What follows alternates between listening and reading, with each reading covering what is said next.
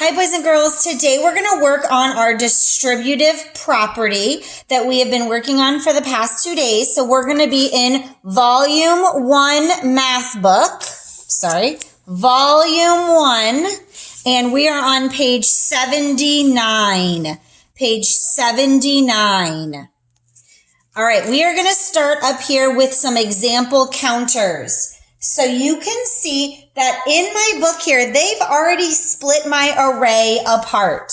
I have 4 times 8 as my original array. So we're going to plug that's the original one away in.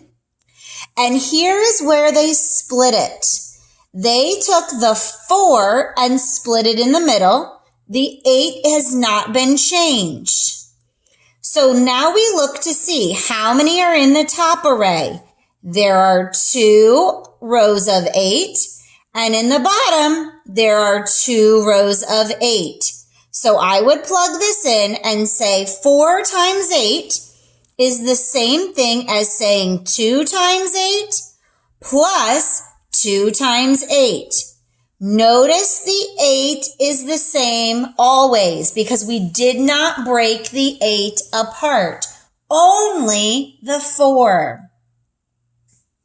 All right, let's look at this one. This says 3 times 5. So here's my big equation of 3 and 5. They have broken it apart right here. So my original equation was 3 rows of 5.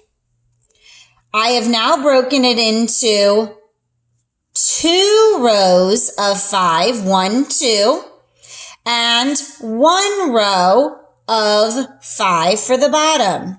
So my 5 is staying the same. As you can see, I didn't split 5.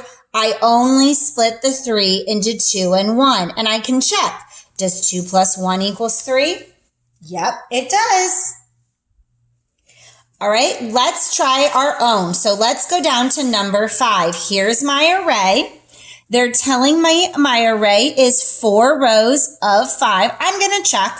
1, 2, 3, 4 rows. 1, 2, 3, 4, 5 columns.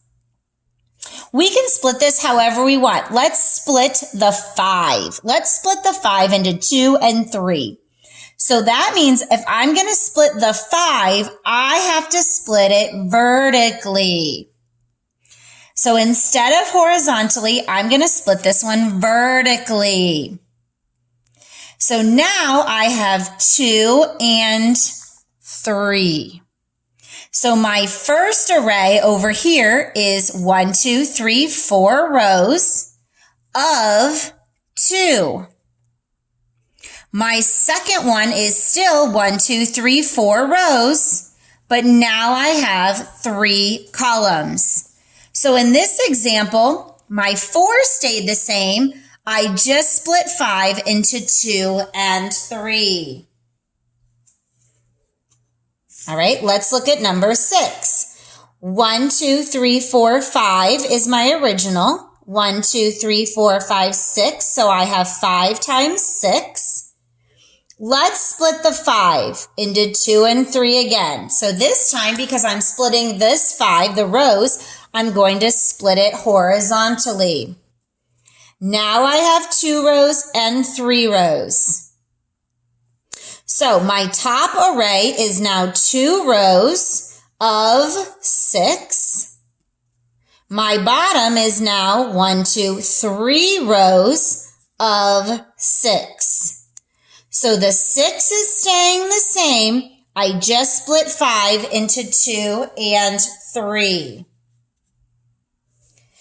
All right, what if we don't have counters? What are we going to do? Let's try number 7.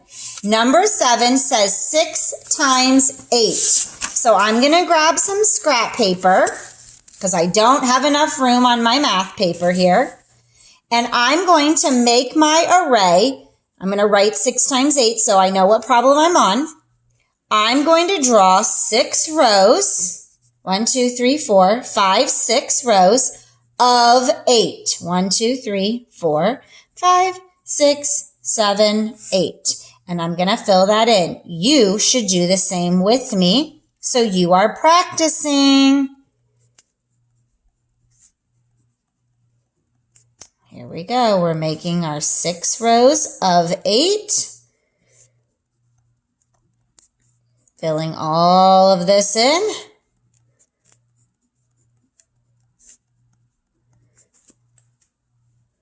Now we're going to split our array apart.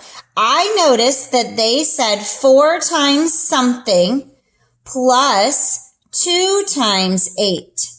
So if I look, I am seeing that 6 is not staying the same. I do see that the 8 has stayed the same because it is in both. So that tells me they split the 6 into 4 and 2. Here is my drawing. Again, the numbers are going to stay in order. So the 6 is the first factor. I can look at the first factor in both equations here and see if it is a 6. It is not. So that I know has changed. The 8 is the second factor. That's what's missing. But I can see over here it is the same. So here is 4 and 2. What would be my second factor? It would be 8 because it stayed the same. All right, let's try number 8. Here is number 8. It is 10 times 3. Now, before I draw out my picture, I'm going to show you what I'm thinking. The first thing I'm thinking is the first factor is 10. Let's see what they gave me. Well, I don't know what this one is. I got to find it. But this is not a 10. So my idea is that they're going to split the 10. Let's check. My second factor is 3. Is my second factor here 3? Yep. Is my second factor 3 here? Yep. So the 3 is staying the same. That means they broke apart the 10. And they broke apart the 10 into something and 2. So all I've got to do is take 10 minus 2 to figure out what the other number is. If I have 10 and I take away 2, I have 8 left. So my numbers that 10 broke into are 8 and 2. You can also draw it out like we have been doing. You are now going to do some visual learning that's going to help you through this also, and some practice. We are also working in small group on this. If you need more help, come and see me during office hours.